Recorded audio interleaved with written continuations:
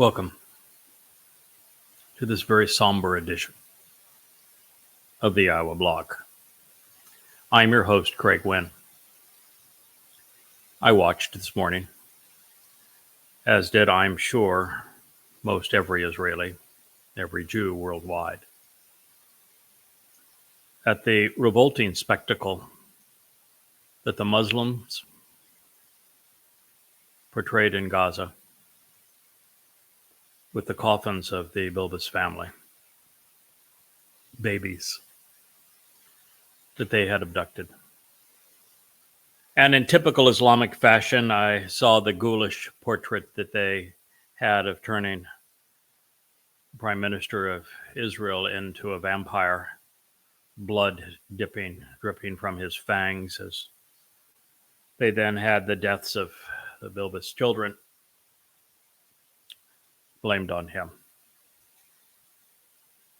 when it had nothing to do with him.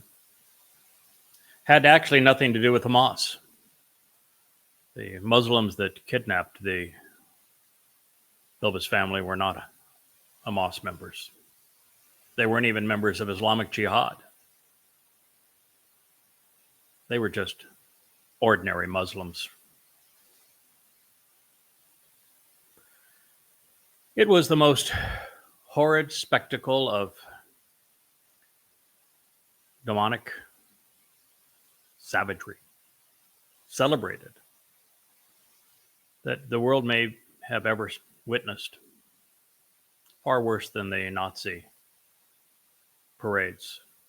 They didn't assemble and sing songs, put up posters to celebrate the death of their victims. They chose to kill Jews out of sight. Not these Muslims. My sadness on this day is shared by God. You notice that it was pouring rain. Those were divine tears for what's happened to his people. God cries for you. And I was challenged by the God of Abraham, Yitzhak, and Jacob. His name is Yahweh, in case you've forgotten it. 23 and a half years ago, it was on a Towrah, a matter of a week or so after 9/11 in 2001. And after introducing himself to me, he told me he wanted me to expose and condemn Islam, to protect his people from Satan's most adroit religion. We're now 23 and a half years later, and I have not only, of course, completed what was Prophet of Doom, Islam's terrorist manifesto in Muhammad's own words, the most complete, comprehensive, contextual, correct, properly documented presentation of Islam's own scriptures ever written. I have now taken that one volume, and after the savagery that we all witnessed on 10/7/23, when Muslims attacked Israel yet again, and I say yet again because the 1948 war was perpetrated by Islam, not Arabs. The same thing is true with 1967 and the Six-Day War. The same thing is true with the Yom Kippur War, where Muslims again attacked Israel in unison in 1973. The same thing is true with the intifadas perpetrated by the PLO.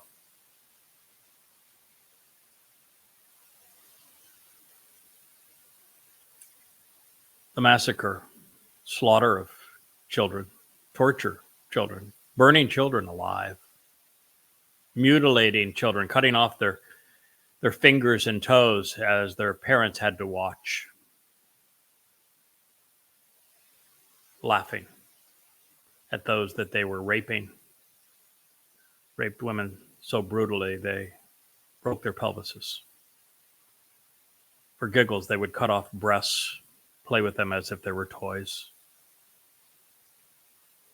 Such savagery does not come easily. It's a long process that began with Muhammad 1400 years ago, and in this program I'm going to share some of that savagery with you so that you know exactly what Islam is from its own scriptures. I'm not going to share my opinion. I'm going to share Muhammad's own words and the words of his closest affiliates with you. But before I get there, I want to speak to you about something that Jews have had a very difficult time processing. And that is, if you do as I have done and you closely examine and carefully consider the Torah and Navi, as well as the Mizmor, the Torah, prophets, and Psalms, you come to recognize that Yahweh hates, and he encourages us to hate. And therefore, hate is a virtue. I first discovered this and wrote about it almost 20 years ago now. Began a series of books called Hate is a Virtue. And the reason hate's a virtue is that until we learn who and what to hate, why to hate, and how to hate, we can't be loving. We're incapable of being moral, just, fair, compassionate, until we learn to hate, how to hate, why to hate. People have long known that that being a pedophile is a very bad thing, and that we should hate pedophilia, and those who are moral know that we should also hate the pedophile. People who are moral know that rape is wrong, and that we should hate rape and those who are perpetual rapists. People have long known that mass murder is wrong, and that mass murderers should be despised. People know that incest is wrong, and that those who ruin lives through it should be despised. We've long known that terrorism is a horrible tactic, and that terrorism and terrorists ought to be hated. So if we know that rape and pedophilia and incest, terrorism, mass murder, the slave trade, enslavers, kidnappers, kidnapping, torture, those who inflict torture, are hateable. And that if we don't hate those things, then all we do is encourage more of it. If we tolerate the rapist, if we tolerate the mass murder, if we tolerate and excuse the terrorist, if we justify their acts of terrorism, all you get is more of it, and that means that innocent people are victimized by it. Which is why I say you cannot be moral unless you know what to hate and how to hate. But here's the rub, Israel. We're not talking about an individual pedophile, an individual rapist, an occasional terrorist, a lone wolf as a mass murderer. It's not what we're talking about here.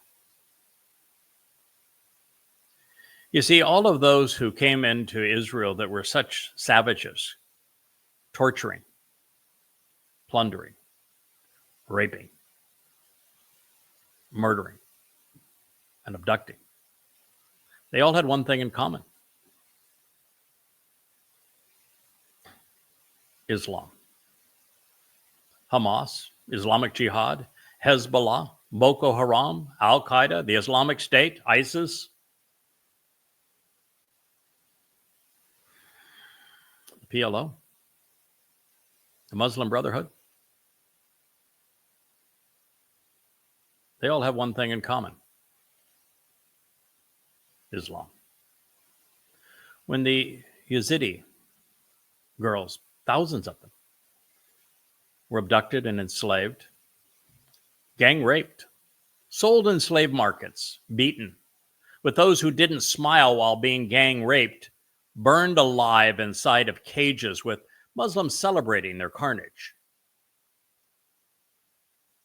Why didn't it dawn on people? Maybe this is the source of the problem.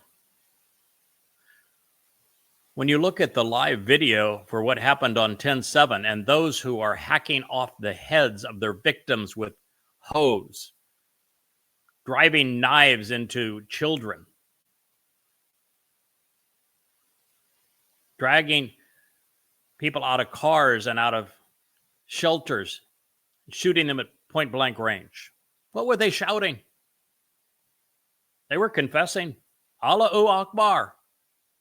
Doesn't mean God is great. It means Allah is greater than whom? I mean, the whole line is counter to the entire myth of Islam that there's no God but Allah. Well, he can't be greater if he's the only God, can he? So he risked exposing the fraud with Allahu Akbar because Allahu Akbar was essential to Allah because Allah wants to be greater than Yahowah. But of course, Israel, you erased Yahweh's name. You don't even know his name anymore. So you don't even understand what Allahu Akbar means, but I do, and I'm telling you about it. Every atrocity committed, every rape, every child who was tortured, Bilbis, children, they were all killed with screams of Allahu Akbar. And yet, you want to pretend that you're in a war against Hamas. You want to blame Hamas? Like blaming the fever or malaria. You don't know this disease. I do. See those books there? 5 of them. Snake, Satanic, Submission, Slaughter, Sunnah, and Siratan. They're all 825 pages, which is the maximum allowable at most printers. 5 of them, 4,200 pages. The most comprehensive presentation of the Islamic scriptures ever written. No one on this planet knows Muhammad, Allah, the Quran, the Hadith, and the inception of Islam better than I do. And I wrote those books because God asked me to. And now I'm going to share them with you because God wants me to.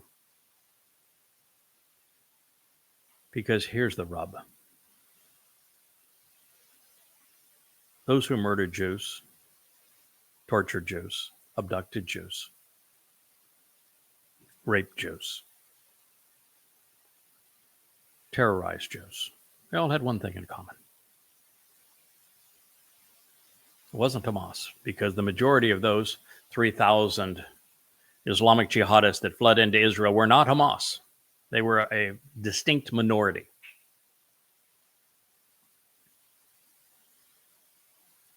Islam is the only thing they have in common. So you need to understand what Islam really is. Because it is Islam that is condoning rape as a form of terror, because Muhammad was a rapist. It is Islam that continues to perpetrate pedophilia because Muhammad was a pedophile. It is Islam's signature move to be a terrorist because, well, Muhammad was a terrorist. Islam was conceived to wage war on all mankind. That is not my opinion. It is the Pledge of Aqaba. It is the event that triggered year 1 of the Islamic era. We pledge to wage war against all mankind. It is the Pledge of Aqaba. And the genocide would begin with Jews. Israel, until you learn what it was that caused that spectacle that we witnessed this morning, it will continue. It will happen again and again. And you will continue to negotiate with these beasts and capitulate with them and trade innocent lives and even bodies for convicted terrorists and murderers, assuring a worse outcome tomorrow than you have endured in your yesterdays. You have only one opportunity to survive this, Israel, and that is to be among the few who shed their ignorance of Islam and who learn to wield words wisely. You see, what I have told you is what to hate. I've told you why to hate. But I'm about to tell you how to hate. Because you will make a bad situation worse. You will commit suicide if you go back into Gaza. On the morning of 10/7 of 23, I wrote an open letter to Israel. It's called At War with Religion. You'll find it in volume 1 of Goddamn Religion. Free online. Go to goddamnreligion.org, open volume 1. The chapter is At War with Religion. You will see exactly what I wrote to you on the morning of October 7th, 23, because I knew that you would invade Gaza. I knew that you would declare war on Hamas, and I knew that you would lose and that it would turn out very badly, and that's exactly what happened. What I said at the time is if you use bullets and bombs instead of your brains, you're going to manufacture more terrorists than you killed, and that is precisely what we have witnessed. It should now be obvious to you that the IDF claims that they eliminated 20,000 terrorists in Gaza. By the way, you can't call anybody a terrorist. That's nothing but a tactic. There's no affinity with a tactic.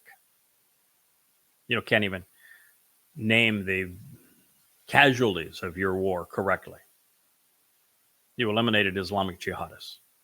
But what I told you is that if you use bullets and bombs, for every one you kill, you will manufacture 2 or 3 more. That's the math of religion, particularly a religion that celebrates death. The highest calling in Islam is to die killing a Jew. You had 0 chance of prevailing. You were certain, destined, guaranteed to make a bad situation worse by invading Gaza and manufacturing more Islamic jihadists than were there when you invaded. And in the process, Israel, you turned the entire world against you. You're hated from here to there and everywhere. No, I'm not one who hates you. I love you. I risk my life for you. I will give my life to you. I wrote all those books for you.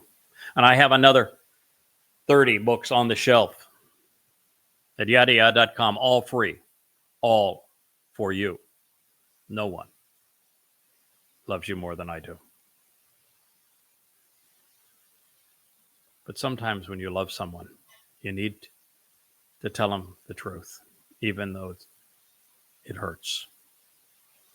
If you believe Netanyahu, who promised you that he was going to wipe out Hamas, that Hamas would not survive this war, that they would be obliterated, he lied to you. It wasn't possible. It's impossible. And Hamas is stronger now and in better control of Gaza than they ever were.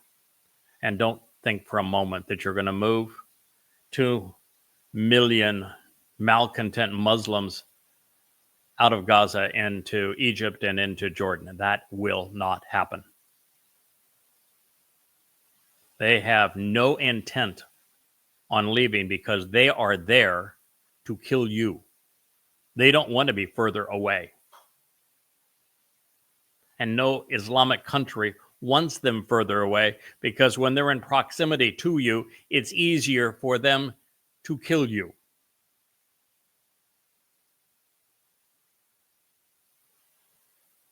So if you go back into Gaza now that your hostages have been returned, and you bomb it some more, turn it more into a demolition site, all you're going to do is galvanize the entire world against you. Well, you'll have no one supporting you.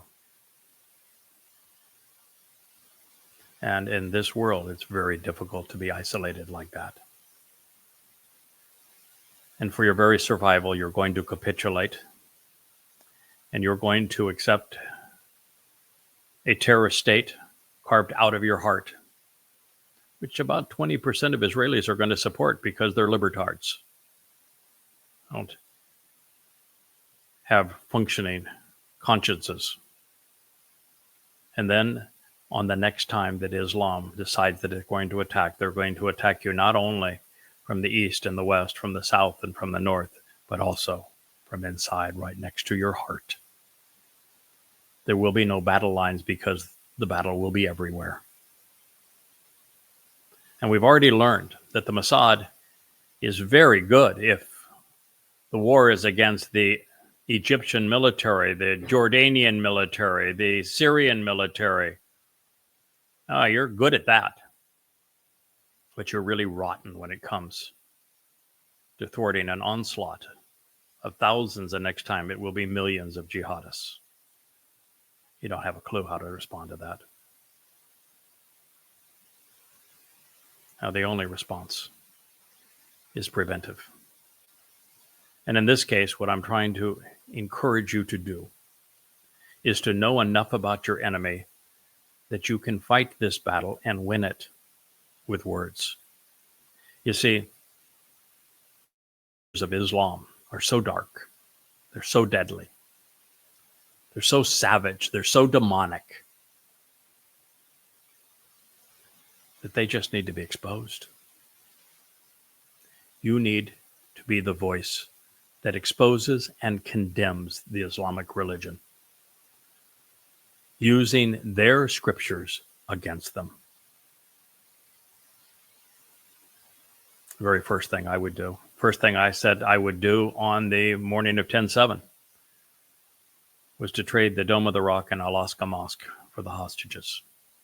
They're not released immediately that day. Both of those buildings are destroyed. And yet they still stand.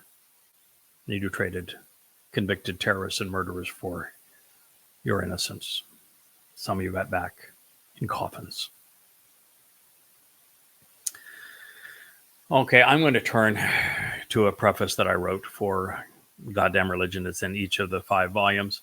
And then we're going to turn to chapter 1 of volume 4. It's called Islam's Holocaust. And we're going to make our way through that chapter. That probably will take us a series of shows. But you need to know the truth, Israel. You need to understand that Islam was conceived to kill all mankind, beginning with Jews. After the Islamic suicide bombings of 9/11/01, I met with Al-Qaeda. And as a result, I wrote Tea with Terrorists to explain who they are, why they kill, and what will stop them. In that same meeting, I met with Islamic Jihad, Hamas, and Hezbollah. They held guns to my head while I asked them questions as to why they thought that killing Americans and Jews was a religious duty. I wrote down the answers they gave me to those questions in a book that's called Tea with Terrorists. The title chapter reprises my actual meeting with them, although the rest of the book is written in a novelized fashion. And when I came back, I decided to look up their answers to see if they were corrupting their religion or if their religion had corrupted them. And based on what I learned, I went directly to writing Prophet of Doom, for which I received thousands of death threats, because it does the one thing that Islam cannot survive. It exposes the truth about Muhammad and Allah and the Quran and Islam's beginnings. And while that was a valiant effort, now, with 5 books like this, based entirely on the Islamic scriptures, putting the Quran in order chronologically and setting it into the context of Muhammad's life, using Muhammad's words and those of the first Muslims, as they are recorded in the earliest and most credible hadith sources, the truth becomes undeniable. A Muslim can't refute it without refuting their religion, because the sources that I'm citing are exclusively theirs. And by citing them, you destroy the credibility of this religion. My most widely read book, of course, is Prophet of Doom, Islam's terrorist dogma in Muhammad's own words. It is, as I have shared, been substantially updated and expanded, becoming goddamn religion. And that was after witnessing the carnage of 10/7/23 in Israel. The resulting assessment of Islam is indeed irrefutable, because the deplorable nature of this death cult was revealed by reordering the Quran. Chronologically, the entire Quran is presented, setting it into the context of Muhammad's life, using the earliest and most credible hadith, notably Al-Tabari's Tariq, which is the history, and Ibn Ishaq's Sirat Rasul Allah, the life of Allah's messenger. Also, by citing the Torah and prophets, I have conclusively demonstrated that Allah was invented in the 6th century CE, and that he is not God, much less Yahowah, the God of Abraham and Moses. If you want to know why fundamentalist Muslims commit 90% of the world's most heinous terrorist acts, if you want to know why they abducted and killed the Bilbis children, if you want to know why they perpetrated the wars in 1948, 1967, 1973, and in 23, these books will answer your questions.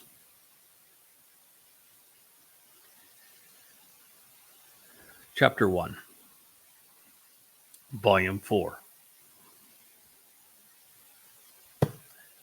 Islam's Holocaust. It begins with a citation from Ishaq, page 463, and Tabari, volume 8, page 34. I pass judgment on them, that their men shall be killed, their women and children made captives, and their property divided.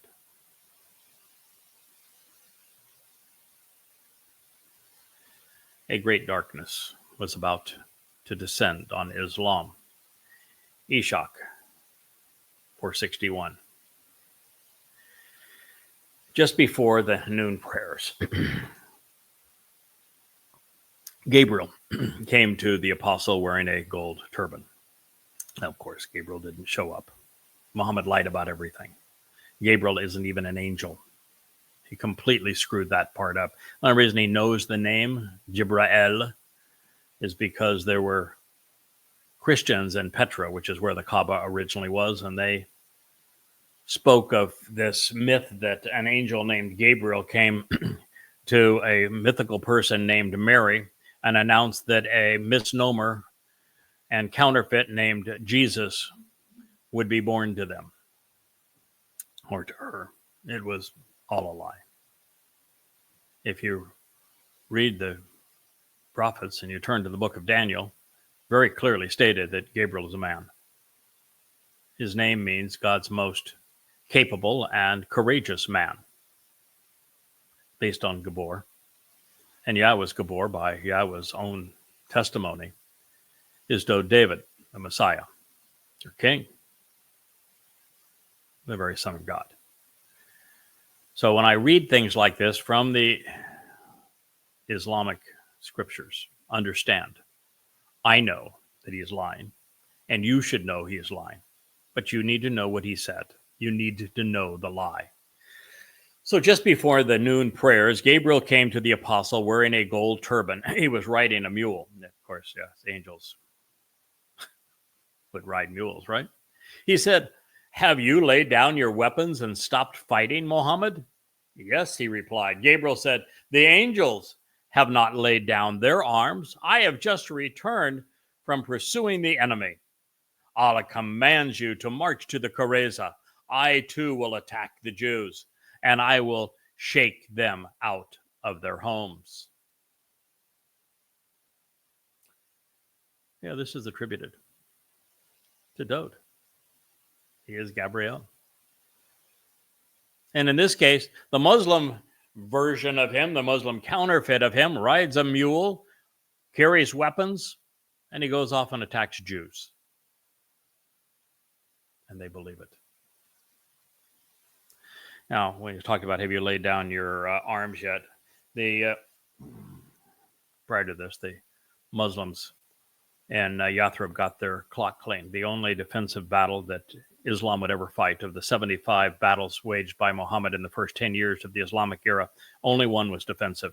And it was defensive because his own kin, his family, came out of Petra, where the Kaaba was, and they were so tired of Muhammad torturing them, kidnapping them, robbing them, murdering them, terrorizing them, that they went to Yathrib to see if they could stop him. And they thought they had prevailed. They thought he was dead. And they wanted nothing else than just to stop the Islamic carnage. After the battle, they went away. Well, of course, the Muslims were petrified because they were whooped. Allah had not been Akbar. And so Muhammad, like all good pirates, knew that if you take a licking, the only way to keep your crew is for you to capitalize on an easy score. The Jews were unarmed.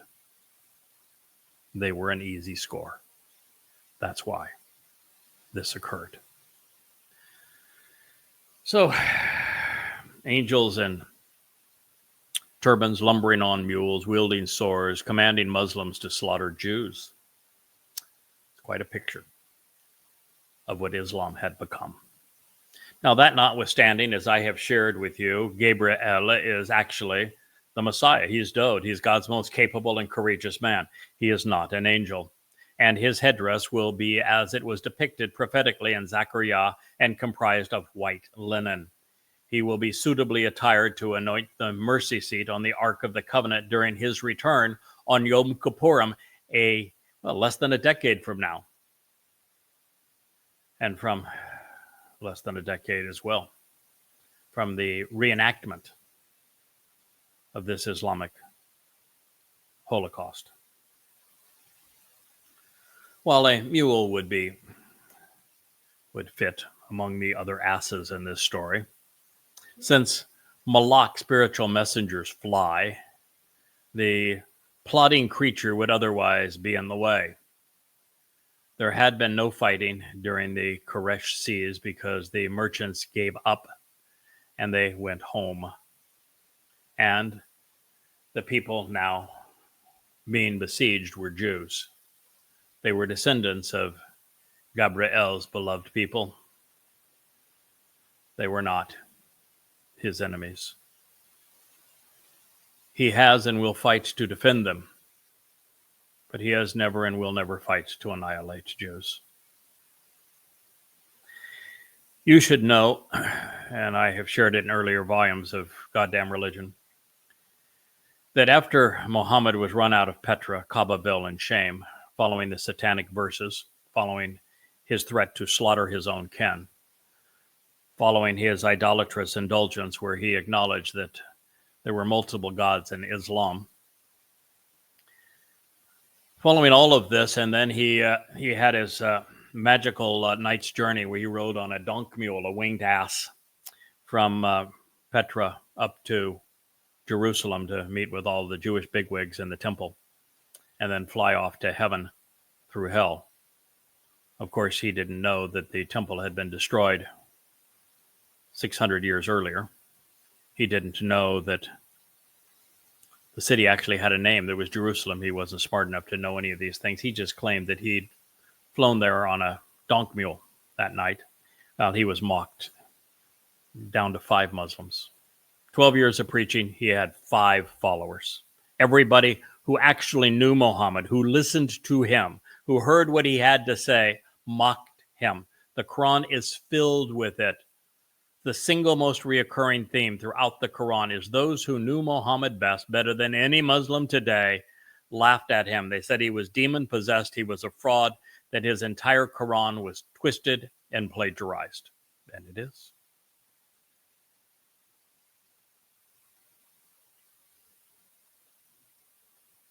And so, being left out of town, Muhammad had to find some place to go. He ran into 20 pagans among a minority of the inhabitants of Yathrib, today's Medina. Yathrib at the time had 30,000 Jews living in it. It was the most populous and prosperous town in all of Arabia. And these pagans had heard all about the Jews said, one day our Messiah is going to return. He's really going to get you. And they were so tired of hearing it that when Muhammad said, well, I'm the Messiah, I believed him. Muhammad said, if you go off and plunder and terrorize and kill for me, you get to keep 80% of what you steal. And I got a special deal from my God that if you're killed trying to steal and kill for me, then you are rewarded with multiple virgins in paradise. Such a deal. That's what he promised them. And that's when the Pledge of Aqaba was first revealed. We pledge to wage war against all mankind. And so Muhammad ended up in Yathrib, where there were 30,000 Jews. They were prosperous. They had date farms. They were traders. They were merchants. They had a life worth living. Unfortunately, they had a number of rabbis, and I will share that story with you at a later date. So now, Islam was about to wipe them out. Now, in this case, Muhammad's Muslims could not march to the Qurayza since they were living alongside them. It had been the Qurayza that had provided the loans for the Muslims who did not work to live, their housing. Everything they had been provided by the Jews. And since they were living alongside them, there was no way to march against them. And the only other Jews they had previously exiled, the other 2 Jewish communities, some 20,000 Jews had been exiled from their homes, with their homes stolen by the Muslims. They moved to Kabar, which within a year of this time, Muhammad would slaughter them as well. Therefore, there wasn't much that Muhammad or his pretend pal got right on this day. Aisha put down her dolls. Aisha was the 6-year-old child that Muhammad, if he was indeed born in the year of the elephant, would have been 66 years old when he crawled into bed to victimize the 6-year-old girl. Her name was Aisha. She gave this report, Tabari, Volume 8, page 29. Muhammad pitched a round tent over Saad. He was a wounded anti-Semite in the mosque. Now, the reason they had to have a tent in the mosque is because all the mosque was this open-air field that was surrounded by Muhammad's apartments. Muhammad's apartments were for all of his sex slaves. Children, many of them Jewish slaves, that Muhammad made them watch him kill their fathers, their sons, their brothers, and then he raped them and continued to rape them as a slave. So his mosque was nothing but this center field surrounded by Muhammad's apartments for his sex slaves. He laid down his sword, having just returned from the trench. The trench is the name of that battle, which was the lone defensive battle in the history of Islam's beginnings. Then Gabriel came to him and said, "Have you abandoned the fight? By Allah, the angels have not yet put down their weapons. Go out and fight the Jews." So he called for his breastplate and he put it back on, and they went out, and the Muslims followed him. This is the pretense for genocide. As I have shared, the mosque was nothing more than an open courtyard surrounded by the apartments dedicated to Muhammad's expanding harem, which was the reason for the tent. As for the sword, there was no indication that the Rasuli, that would be the messenger, ever wielded one. When the time came to kill, he mimicked his ungod and delegated the bloody chore to other Muslims. Now, Muslims, including Muhammad, hunkered down and shook like palm fronds in a tempest inside the homes they had stolen from Jews in Yathrib. It was the Quraysh who were stymied by the trench. The Quraysh were Muhammad's own kin in Petra. And there was no fight to abandon since the merchants were on their way back home. Further, since Allah's angels hadn't been active around the trench, the notion of them putting down their weapons is utterly senseless. And of course, as energy-based beings akin to light, Malak would have no use for swords. Their words would be more piercing than Star Wars blasters. Muhammad wore chainmail that he had stolen from the Nadir Jews. He did not have a breastplate. Further, he called Muslims from the rear rather than leading them from the front. That was always the case. This is Bukhari's sanitized history on the arrival of the angelic tormentors. Bukhari is one of the most revered sources of hadith, maybe the most revered. Volume 5, Book 59, number 443 through 8. When the prophet returned from the trench, laid down his arms, and took a bath, Gabriel came to him covered in dust. "Why have you laid down your sword? We angels have not put them down yet. It's time to go out against them." The prophet said, "Where to go?" Not much of a prophet, I guess. Gabriel said, "This way," pointing to the Kareza. So the prophet went out to besiege them. I guess this would be a good place for me to tell you that Muhammad was not a prophet. He never issued a single prophecy that came true or that will ever come true. Never even made a decent attempt at a prophecy. He just stole the term because there were rabbis living in Yathrib and they talked about their prophets, so he assumed he was one. But to call Muhammad a prophet is to be completely ignorant of what the term means and how one demonstrates that they are one. Now, I don't know how one would scrub from one's brain the image of a 75-year-old incestuous pedophile and sand pirate, born, yes, in the year of the elephant in 522 CE, splashing around in a bucket of water, surrounded by young girls while being visited by a dirty angel clamoring for Jewish blood. And yet that's the picture being drawn.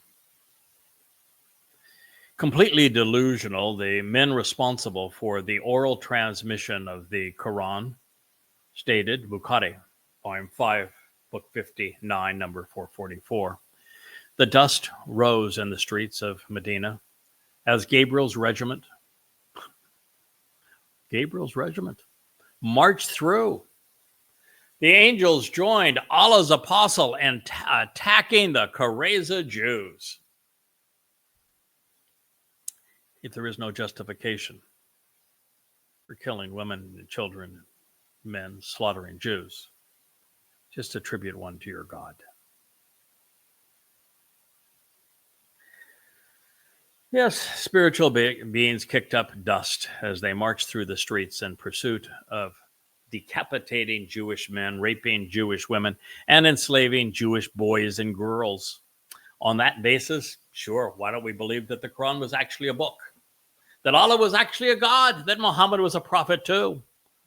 Why not? Every one of those things is more credible.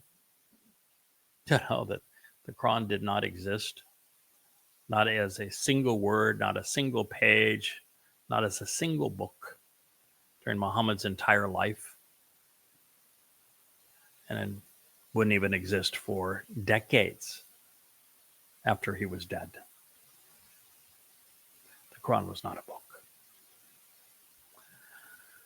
Putting terror and plunder, slaughter and slavery ahead of teaching our prophecy, we read this both from Ishak, page 461, and Tabari, volume 8, page 28.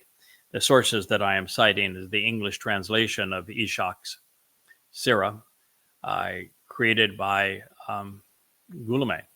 About 1950, I think, is the original edition. Perhaps 1955, but in that range. Was published by Oxford University Press. All 12 volumes of Tabari's history. He was the earliest historian in Islam. Ishaq, by the way, was the first ever to record anything about Muhammad. Tabari came after him. Tabari was the first historian. He was the first Quran commentator as well. The translations here were all published by SUNY, State University of New York Press.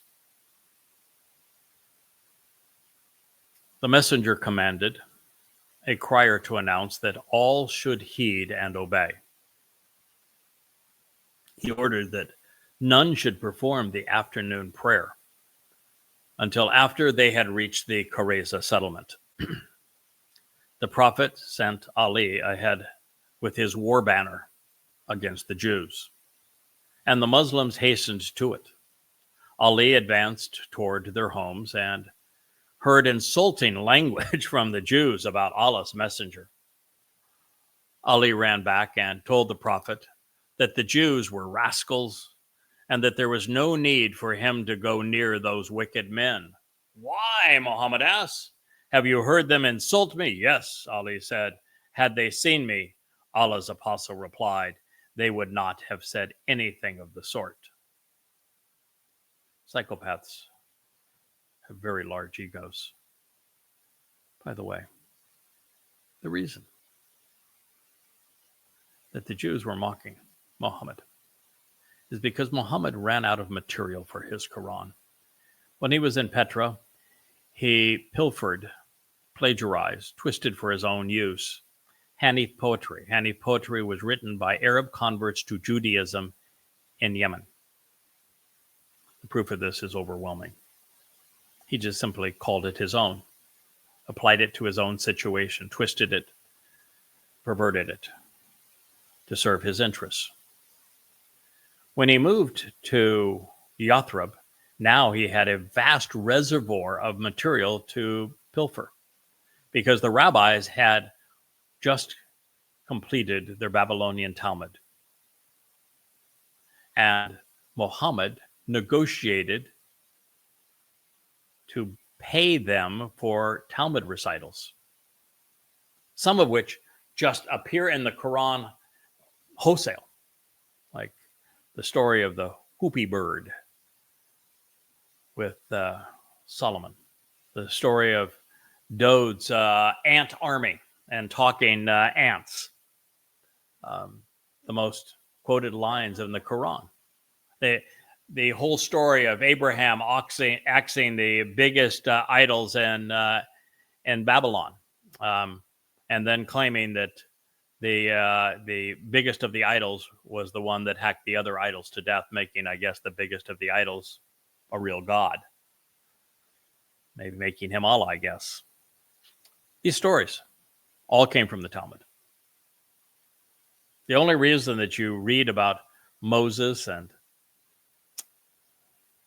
Daud, David, Solomon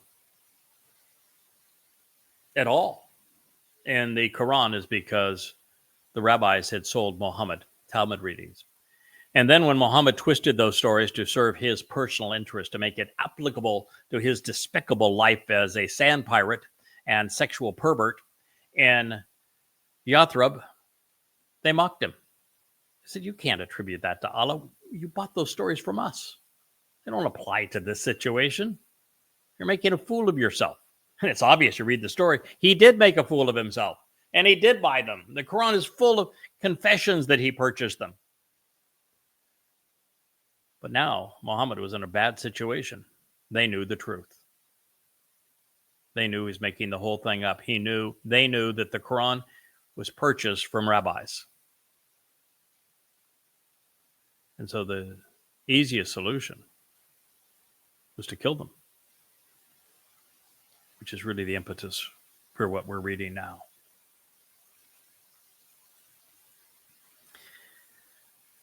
The message of the Islamic crier on this day was diabolical. It was barbaric. A cruel and sadistic tyrant was in command of a malicious and immoral group of malcontents. He was over a group of Muslims no different than what we witness in Gaza. And there would be hell to pay. Slaughtering Jews had become a religious rite more important than prayer. Islam announced that it was at war with God's people 1,400 years ago, and Jews, you are not aware of it. You have not been listening. Ignorance is not bliss. It is what caused the Bilbis children to die. Since Islam's declaration of war against Jews was made by Muhammad and approved by his God, since it is undeniable and written in blood, why don't Jews living in Israel respond to this never-ending call to annihilate them with a declaration of war against Islam? The nation's fight for survival is not against Arabs, Hamas, Fatah, the PLO, Hezbollah, Iran, Lebanon, Syria, Jordan, or Egypt, but instead it's against the religion presented in the Quran, in the Sunnah of Allah and Muhammad.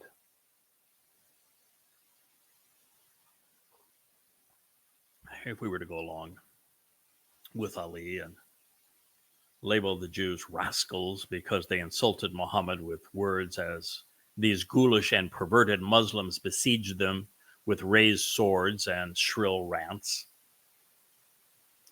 then it's an honor to be among the rascals. Likewise, as a reward for my willingness to expose and condemn Islam, the Quran, Hadith, Allah, and Muhammad, I expect to hold Muhammad and Muslims accountable for what they have said and done. They will not like my verdict any more than I respect their verbiage. Now you might say, wait a minute, that's pretty strong words there, sir, for you to say that you will hold Muhammad and Muslims accountable, that you will sentence them. And if you're listening to this program and you haven't listened to the 100 that I have done previously, if this is the first book you've been exposed to and you haven't read any of the other 35 on the shelf behind me, free at YAHOWAH.com, then you don't know who I am. But once you come to know who I am, you will know that I have been given this responsibility. I will judge and condemn Muhammad and every Muslim who has perpetrated harm on Jews, every one of those 3,000 who raped and tortured, abducted, and killed Jews on 10/7 of 23. Even if they are already dead, I will assure you that I will seek recompense with their souls on behalf of their victims, and then I will dispatch them to Sheol. You have Yahweh's promise on it. The envenomated Muslims continued to lie. Ishaq 461, Tabari 828. The reason that there are two citations is that both sources cite the exact same hadith and exactly the same words. Before reaching the Koreza, Muhammad greeted his companions. "Has anyone passed you?" he asked. "Oh, yes, Prophet," they replied. "Daya ibn Khalifa passed us on a white mule with a brocade-covered saddle." The translators of Tabari's history report, "Dia was a rich merchant of such lovely beauty. The angel Gabriel is said to have assumed his features. When he arrived in Medina, every woman came out to look at him." Yes, in Islam, slaughtering for spoils is sexy. Ishaq 461, Tabari 828, volume 8, page 28. Allah's apostle said, "That was Gabriel. He was sent to the Koreza to shake their homes and to terrorize them."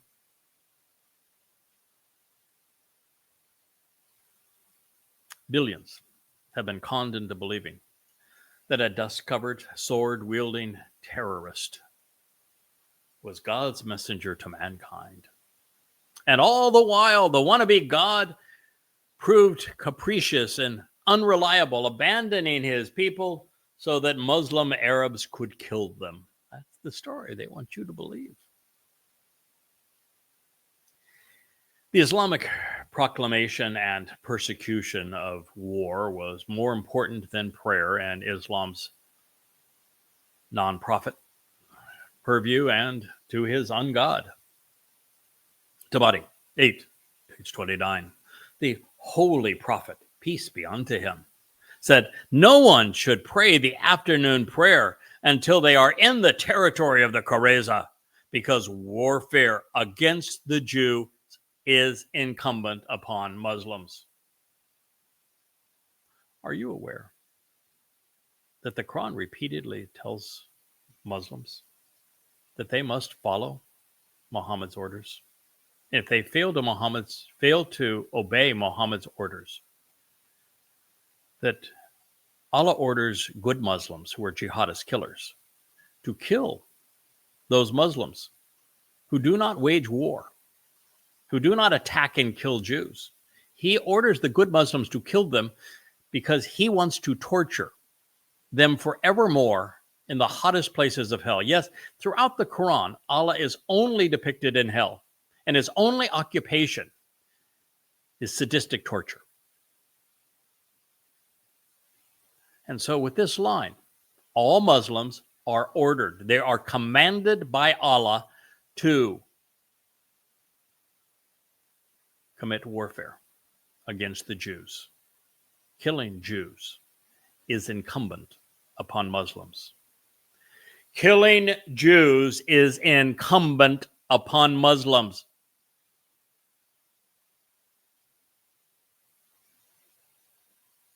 It's not a perversion of the religion. That's not a radicalization of the religion. That's not a corruption of the religion. You can't fix that part of the religion.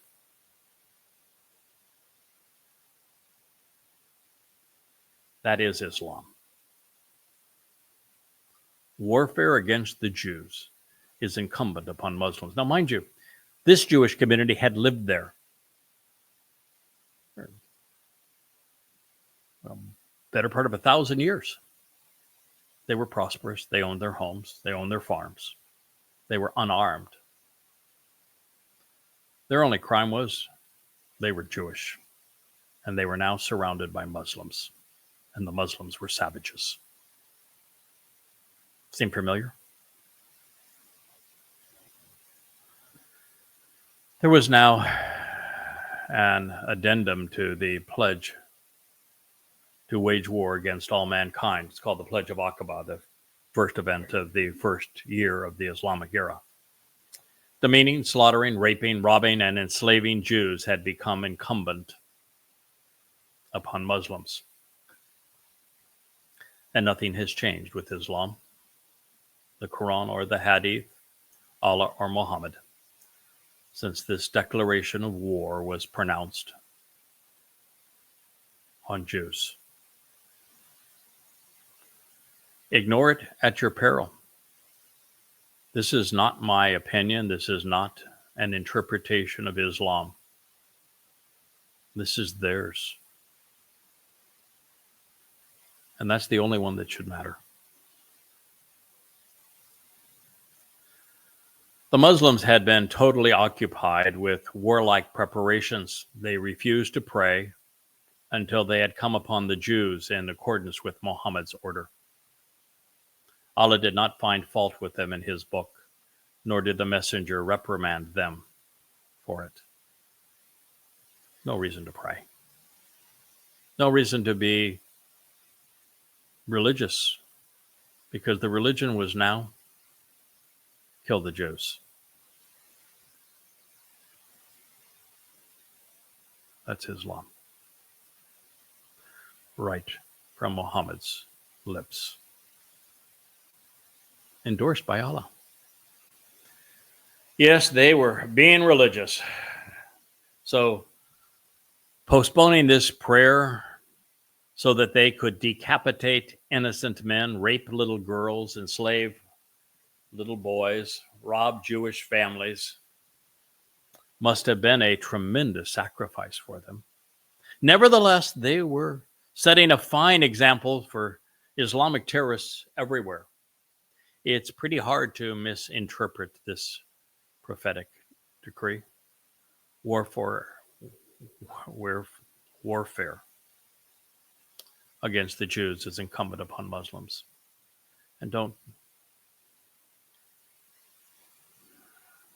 make the mistake of thinking that the Jews had attacked Muslims and that the Jews were armed and that the Muslims were defending themselves. The Jews were unarmed. They had never attacked a Muslim. The Muslims were armed and they slaughtered the Jews who were unarmed. This wasn't warfare. This was genocide.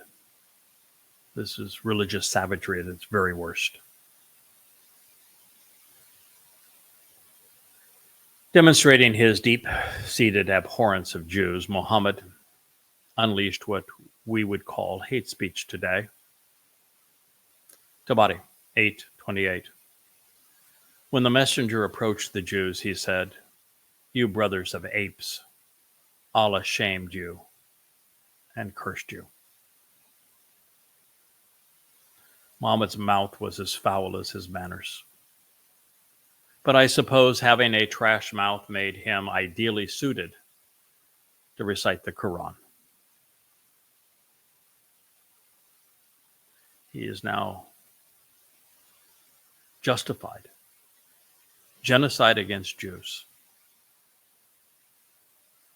by claiming that his God endorsed it. They had it coming. Why? Well, because they were Jews. You might wonder, why would Allah, the ungod of Islam, be so fixated on killing Jews? The answer is really quite simple. And I don't think there's a single Jew out there that knows the answer. The answer is, who did Yahweh choose? Who are his chosen people? Jews. Who revealed the Torah and prophets? For Yahweh. Jews. Whose name means Yahweh's beloved? Have you heard of Yahud? From which we get Jew? Who is the Messiah, Son of God? But the most Yahud of all Yahudim, to David. You see, Allah hates Yahweh. That's why there is the phrase, Allahu Akbar. Allah is greater than the God of the Jews. Or so he wants you to believe. And the best way to attack Yahweh, the best way to rise above Yahweh, the best way to pretend that you're a God is to denounce those who the real God chose to love and to reveal himself through. Now, I'm going to tell you, Jews, you've done a really rotten job as it pertains to Yahweh, because you erased his name, because you stopped speaking for him 2,500 years ago when the last of you served as his prophet, Malachi. And not a single Jew in all of Israel, and very few in the world at large, and none apart from those that I have inspired with my books, knows Yahweh or speaks for him or has any clue about any of this. So while Yehudim means beloved of Yah, I can assure you that God views Muslims as asses. In fact, he even said so. You're familiar with the prophecy on Ishmael, from whom Muslims claim to have been descended? He'll be a wild ass of a man. He will live in hostility with his brothers, his hand against his brother's hand raised against him, and he will live in hostility with the entire world. You're familiar, right? God was speaking of Muslims. And it is Allah, of course, who will be eternally shamed, because Allah is Satan. And it's obvious. Verbal abuse was Allah's forte. As a result, Islam became a blood sport. Bukhari, Book 5, or Volume 5, Book 59, number 449. On the day of the Qareza siege, Allah's apostle said to Hassan, "Abuse them with your poems, or Gabriel is with you." As Gabriel's herald and servant, be assured that my Messiah, shepherd, brother, and king, is as opposed to Muslims as they are hateful of Jews. And as it was written, when one man toppled a Philistine giant, causing him to be the first to perform the prostration. Yes, a Philistine did create the prostration prayer move. Some 3,000 years ago, it was Dowd alone who brought him down. And it will be Dowd who will overwhelm billions of Muslims as payback for what they have done to his people. And he will arrive soon, only 8.5 years from now, on Yom Kippurim in year 6000 Yah 2033. Demonstrating the lack of objectivity that Islam requires, those who recorded this hadith said that the Jews responded sarcastically to Muhammad's slur. They said, "Abu al-Qasim, you have never been one to act impetuously or violently." Well, that was all Muhammad knew. He had become a one-trick camel. He was run out of Kabaville, Petra, because he had threatened to slaughter his own people. And then he did so. The 8th surah of the Quran is all about, of him attacking a caravan of family members at Badr. And since that time, he had led one terrorist raid after another. That's all he knew, was being a violent sand pirate. Even when attacking the unarmed and defenseless Jews, Muhammad had but one strategy: starve them to the point of submission. An imposed fast was so religious of him, I suppose. Ishaq 461, Tabari, Volume 8, page 29. Muhammad besieged them for 25 nights. When the siege became too severe, Allah terrorized them. Then they were told to submit to the judgment of Allah's messenger.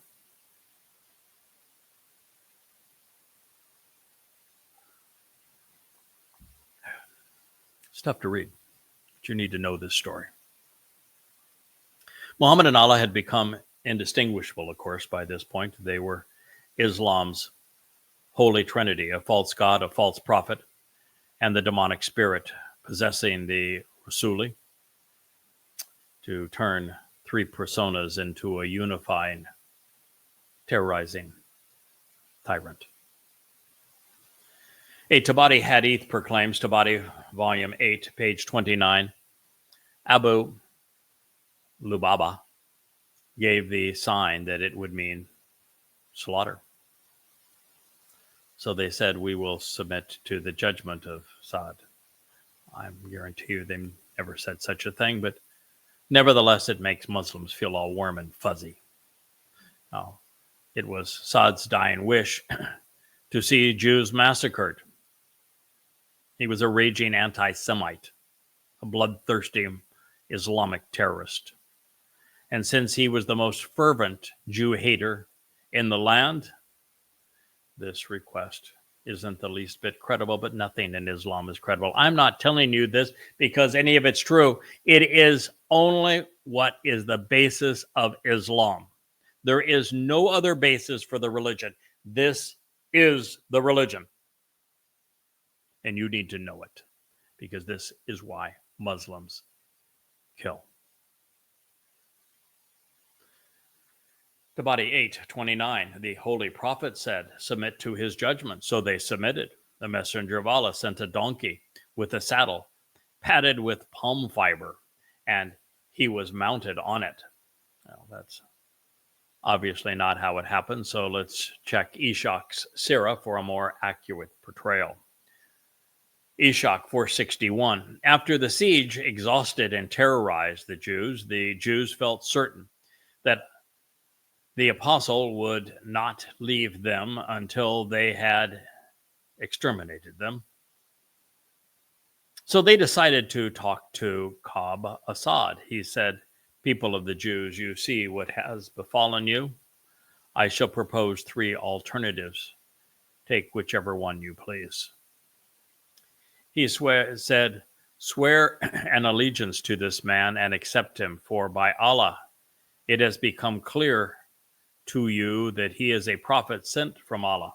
Yeah, not chance of that. And it is he that you used to find mentioned in your scripture book. Yeah. The Quran constantly claims that Muhammad is mentioned in the Torah. Of course, there is no mention of Muhammad in the Torah, but nonetheless, it is one of the most profound claims throughout the Quran, just one of many lies. It says, then you will be secure in your lives, your property, your children, and your wives. Nah, it wasn't true. None of it was true. Muhammad wasn't written in the Torah. They knew that he was not a prophet. They had provided him with his scriptures. And Muhammad wanted only one thing: their blood and their property. I guess two things, isn't it? Unless their blood is also their property. Then you will secure your lives, your property, your children, and your wives. No. Muhammad's desire was genocide. He wanted to exterminate Jews, and to the extent of his ability, he did, establishing Sunnah for Muslims to follow. As for the rest of this, there was only one option: submit or die. But in this case, submission was to Satan and the devil's advocate. Not only were the Jews aware that Muhammad wasn't a prophet, it was obvious. It's obvious even now reading the material 1,400 years later. This brand of evil was beyond compare. Now, as we have learned, there's no mention of an Arab anti-Semite in the Torah, much less a 7th century terrorist thug. And that is, of course, why the passage is never cited. Likewise, there is no mention of Allah anywhere in the Torah either. None. No one was secure in their lives, not around Muhammad. The Quran even states that he had a preferred claim on everyone's property and on everyone's wives, even Muslims. Consider the gall that it took to suggest that this delusional alternative to the besieged Jews, especially after what they had endured at the hands of the wannabe Messiah. Even the Quran admits that they had repeatedly rejected all of Muhammad's assertions as being preposterous. They had disclaimed his bastardizations of their Talmud. They had been repulsed by his warmongering nature and his grotesque immorality. So they were being told to swear an oath to a psychopath so that he would not kill them, steal their property, enslave their children, and rape their women.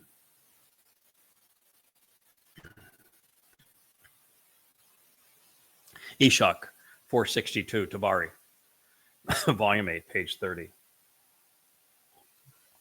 The Jews said, by the way, when you have the Jews said, it means it was never said. It's just being put into the text for religious reasons. We will never abandon the Torah or exchange it for the Quran. I wouldn't say that because they abandoned the Torah for the Talmud. Assad said, and by this point, the Quran was sounding a lot like the Talmud because, well, the rabbis had recited their Talmud to Muhammad, which became the basis of the majority of the Quran. Assad said, since you reject this proposal of mine, then kill your children and your wives, and go out to Muhammad and his companion as men who brandish swords, leaving behind no impediments to worry you. If you die, you shall have left nothing behind, and if you win, you shall find other women and children.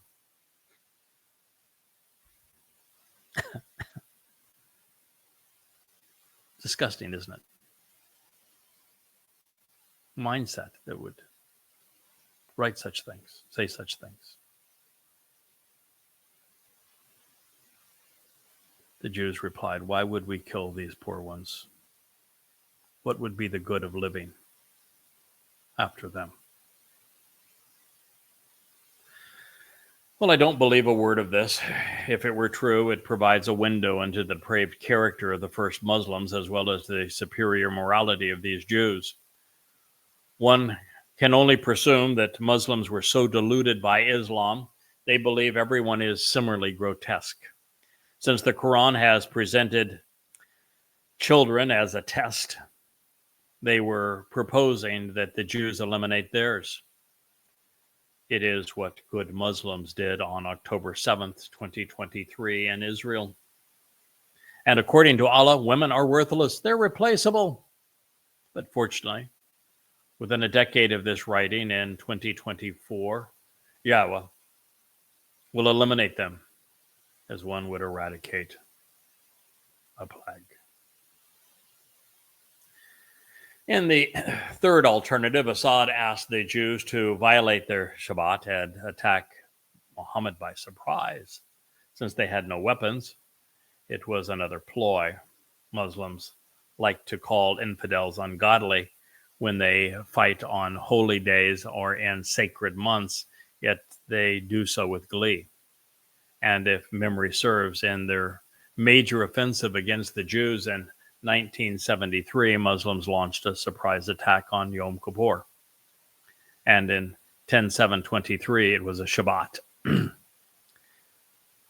Tabari, Volume 8, page 30. The Jews said, we will not profane our Sabbath. Ishak, 462.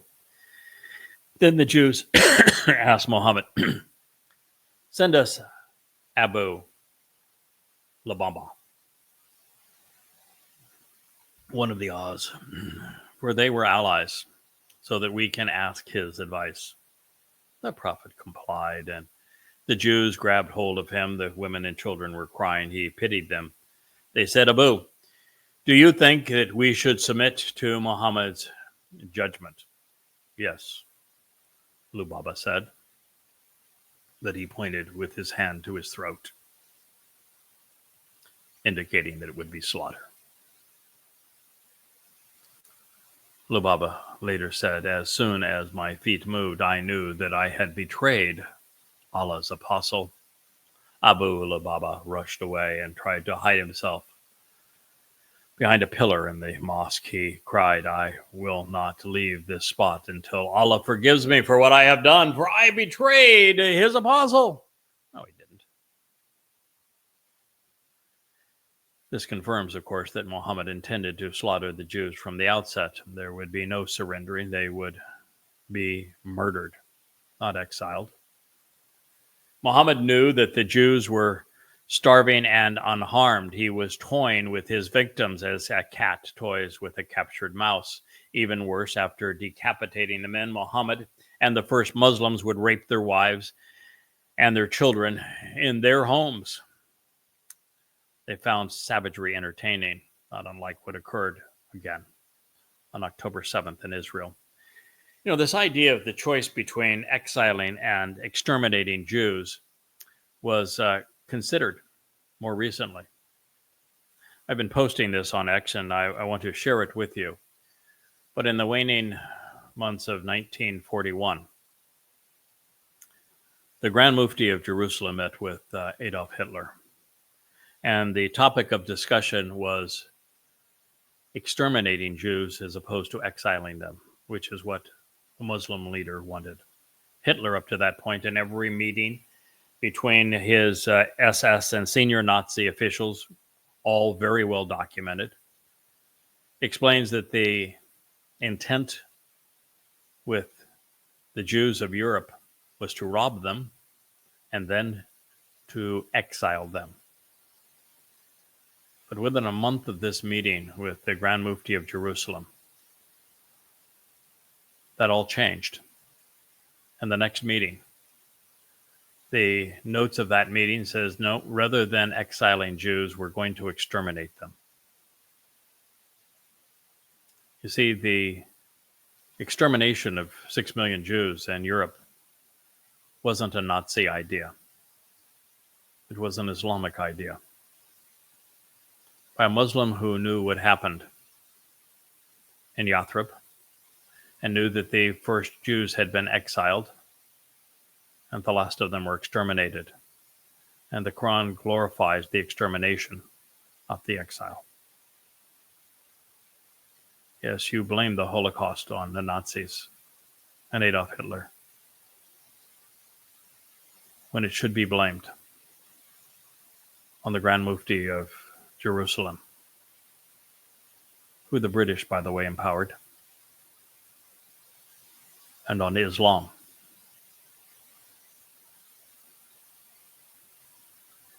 Terrorizing God's people was all laughs and giggles for these Muslims.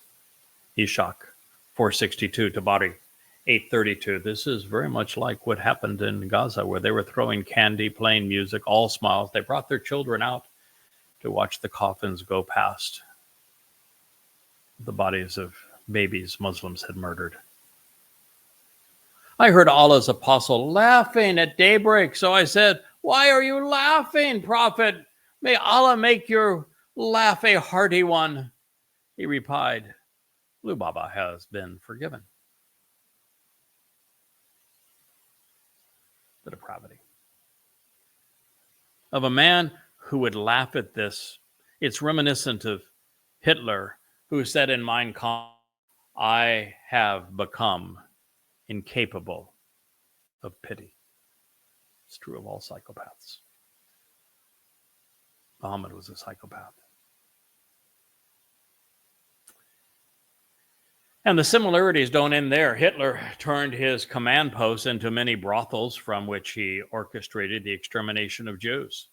This last conversation took place in one of the many apartments that comprised Muhammad's mosque, his command center.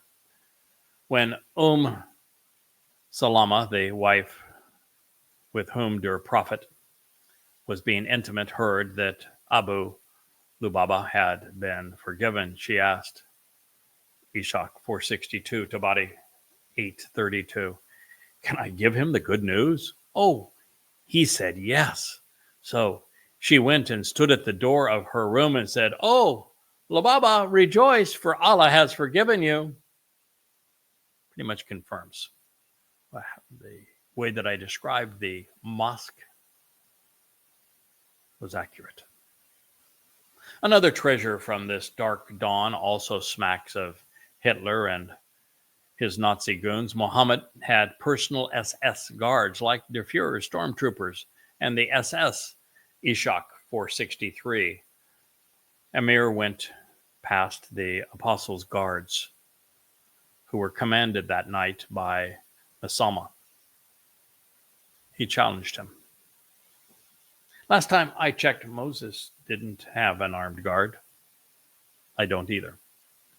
And I've received thousands of death threats from Muslims, but Muhammad not only had them, Osama, his senior guard, was none other than the assassin who had murdered the first Jewish journalist.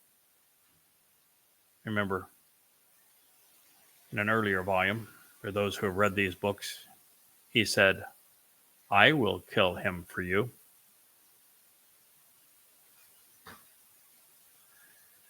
You know, when Islam claims that Muslims claim that the Jews are bad because they have killed journalists, and of course the journalists are all partisans. Muhammad killed every journalist of his day. Everyone. They were all assassinated. The stories are detailed throughout the Hadith. The Islamic world appears to have used Gestapo tactics after Osama interrogated Amir at the door of Muhammad's mosque. Ishak 463, Amir vanished into the night. It is not known to this day what happened to him. Some allege that he was bound with a rope and cast away. Ishak 463, Allah 833. In the morning, the Jews submitted to the judgment of Allah's messenger. The Oz leapt up and said, Muhammad, they are our allies. You know what you did to the other day with the allies of the Quraysh. Before besieging the Qurayza, the messenger had besieged the Wanuka, who were the confederates of the Quraysh. They had submitted to his judgment and they were banished. Therefore, when the Oz spoke to him, the messenger said, people of the Oz will not be satisfied if one of your own men passes judgment on them. They proclaimed. So the prophet said, it shall be entrusted to Sa'd. Mudah. Well, Sa'd had been so fat, his armor failed to protect his extremities. He had been shot with an Arab arrow during the Battle of the Trench. To say that he was a militant would be too kind. Bukhari, Volume 5, Book 59, number 448. Sa'd said, O Allah, you know that there is nothing more beloved to me than to fight in your cause against those who disbelieve your apostle. O Allah, I think you have put an end to the fight between us and the infidels. But if there still remains any fight with the infidels, then keep me alive until I fight against them for your sake. Ishak 463, Tabari 833. The prophet had placed Sa'd in the tent of a Muslim woman in his mosque. She nursed his wound and earned merit for herself by serving the Muslims. When Sa'd was struck by the arrow, Muhammad said, put him in Rufadah's tent so that I can visit him from nearby. Then the prophet appointed him judge over the Qurayza Jews. His tribesmen lifted him onto a donkey, which they had put leather cushion, for he was stout, a corpulent man. En route to Muhammad, the Oz said, treat our client well, for the prophet has put you in charge of this matter. After many requests, Sa'd said, the time has come for Sa'd in the cause of Allah not to be influenced by anyone's approach. Some of the people who heard him announced the impending death of the Qurayza before Saad Mudah reached them because of the wounds of these words that he had said. For Saad, a dying mujahid, to gain entry in Allah's brothel, he would have to support his God's agenda. So, Ishaq 463, Tabari 8, page 34. When Saad reached the messenger of Allah and the Muslims, the Prophet said, "Arise and go to your master and help him dismount." Then Muhammad said, "Pass judgment on them." Saad said, "I pass judgment that their men shall be killed, their women and their children made slaves, and their property divided." Allah's apostle proclaimed, "You have passed judgment on the Jews with the judgment of Allah and the judgment of his messenger, that their men shall be killed, their women and children made captives, their property divided." That is the judgment of Muhammad and the judgment of Allah. You may have noticed from the page numbers I was referencing in these volumes that I have reported every hadith, all of them, every single one, that was collected by Tabari, Ishaq, and Bukhari, the three most revered Islamic sources, regarding the assault on Yathrib's last Jewish community. 1,400 years of toil was about to be erased with the blade of a sword. In the midst of this Islamic pandering, there wasn't a word about Jewish combatants. 3 settlements, 3 sieges, and yet the Jews never struck a blow. This was textbook terror. It was a grotesque act of racially inspired genocide with a religious twist. The motivation was greed. The Jews embodied everything the Muslims had failed to achieve. They were productive, prosperous, moral, literate, peaceful, honest, discerning, and known by God, with actual prophets and inspired books.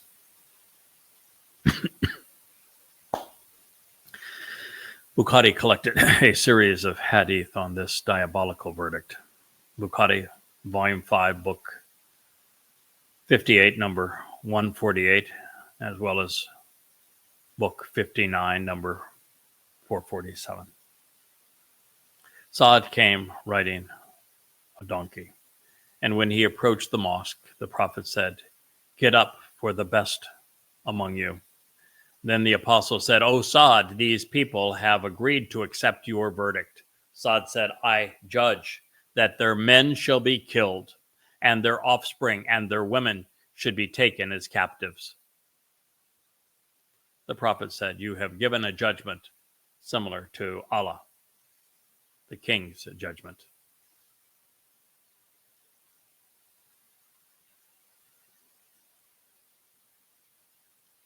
A second reveals Bukhari, Volume 5, Book 59, number 448. Then they surrendered to Allah's judgment, but he directed them to Saad to give the verdict. Saad said, "I give my judgment that their men should be killed, their women and children should be taken as captives, and their properties distributed." A third proclaims, Bukhari, Volume 5, Book 59, number 362, the Nadir and the Qurayza violated their peace treaty. No, they didn't, but that's what this says nonetheless. So the Prophet exiled the Nadir, and he killed the Qurayza men. He distributed their women, children, and property among the Muslims.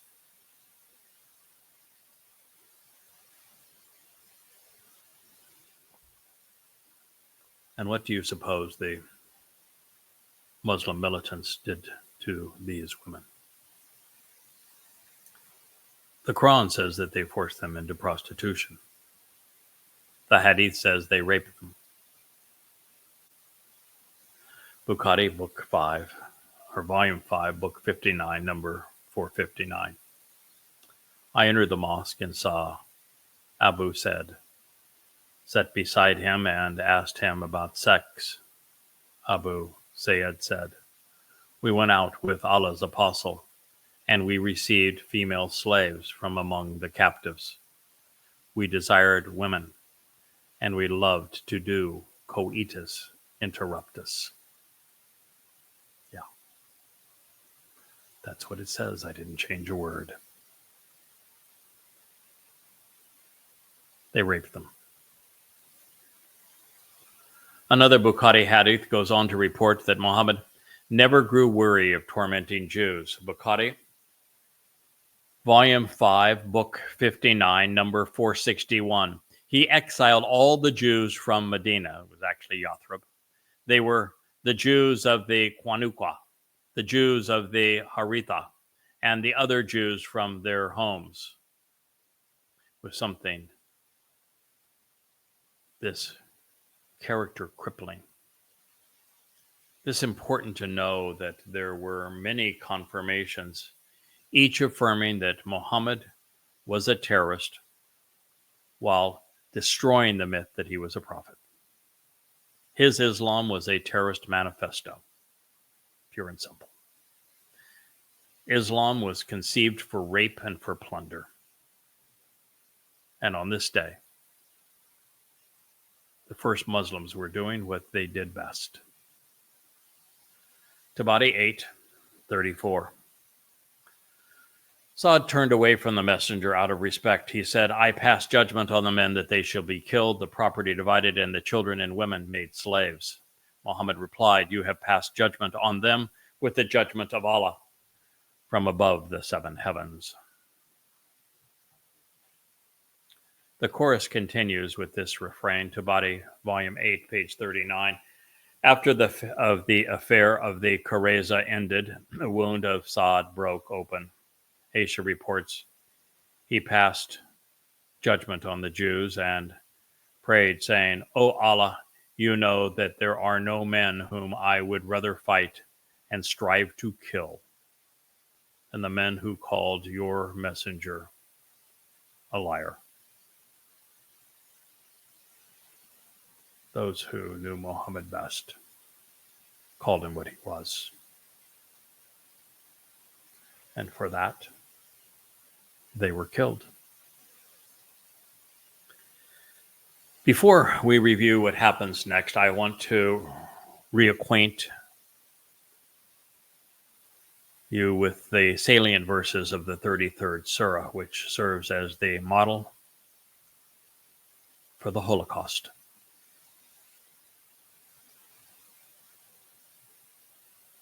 Quran 33:25.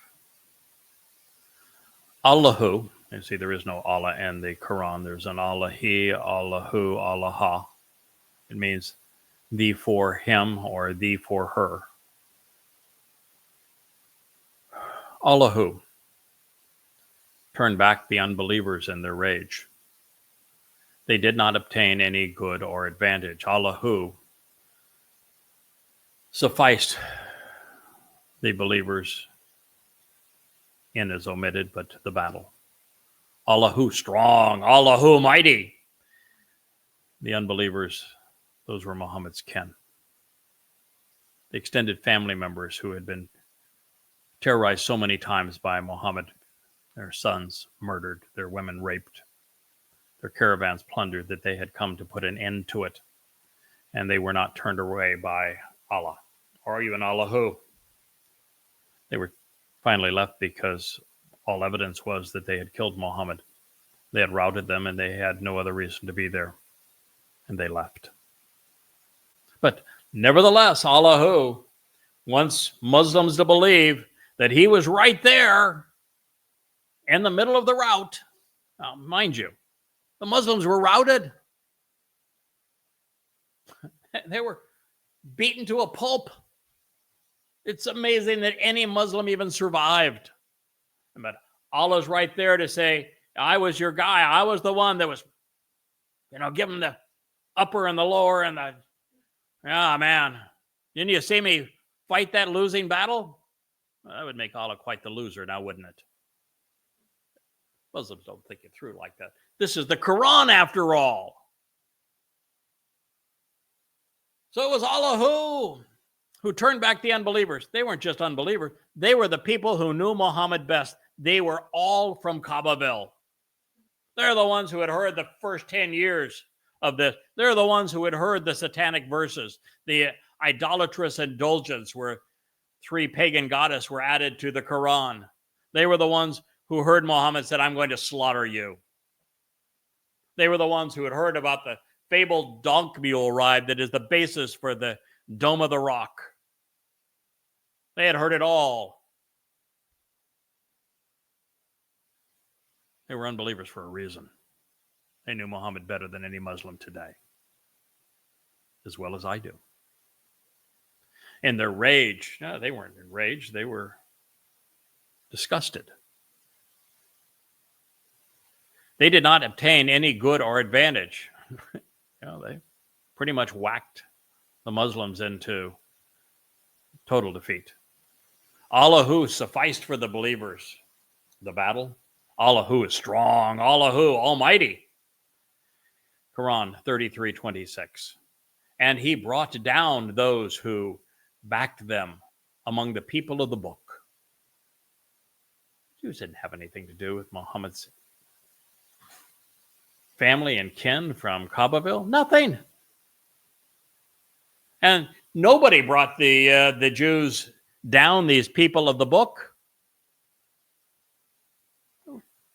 Defenseless. They were just living in their homes. They just became victims because they were Jews and because they were easy prey. From their strongholds. They didn't have a stronghold. They were starved to death. And then they were slaughtered. And he cast rubu, terror, into their hearts. The reason I threw in the Arabic word rubu, terror, is because Muslims at the University of Southern California, after I had written Prophet of Doom, and I had cited so many Islamic hadith, like Muhammad saying, I become victorious with terror. They changed terror to awe. I have become victorious and awe-inspiring. They just came up with an entirely unjustified definition of ruba. Ruba means terror. That's all it means. They, of course, did it so they could try to confront Prophet of Doom, saying I didn't cite it correctly. I cited exactly as it was originally published and as it should be translated. So here is Allah, the wannabe God of Islam, in his Quran, saying that he is responsible for defeating the Jews, the people of the book, that he was the terrorist, that he cast terror into their hearts, so that a group of them you killed, and a group of them you enslaved as captives. Quran 33:27, and he caused you to inherit their land and their homes and their wealth, and a land that you had not trodden. Allah who is on everything all-powerful. Quran 33:27. There it is. Affirmation in the Quran itself that everything I have just shared with you from the Hadith happened exactly this way. The only difference is in the Quran, rather than Muhammad or Saad taking responsibility for what occurred or pretending that it was Gabriel. Allah says he did it. He was the terrorist. Allah is a terrorist according to the Quran. Allah is a mass murderer according to the Quran. Allah is the enslaver according to the Quran. Allah is the terrorist spirit of Islam. This is the Quran. This Quranic verse is among Islam's most stinging indictments. It confirms one of its most barbaric acts. There is much more to this story. And we're going to conclude this episode of the YAHOWAH blog at this point. And I'm going to return to the rest of the story as to what happened next. It's gut-wrenching. But Israel, you need to know it. You need to know that Islam, its God, its wannabe prophet, its Quran, the Hadith, the entire goddamn religion declared war on you, seeking to annihilate you 1,400 years ago, and nothing has changed.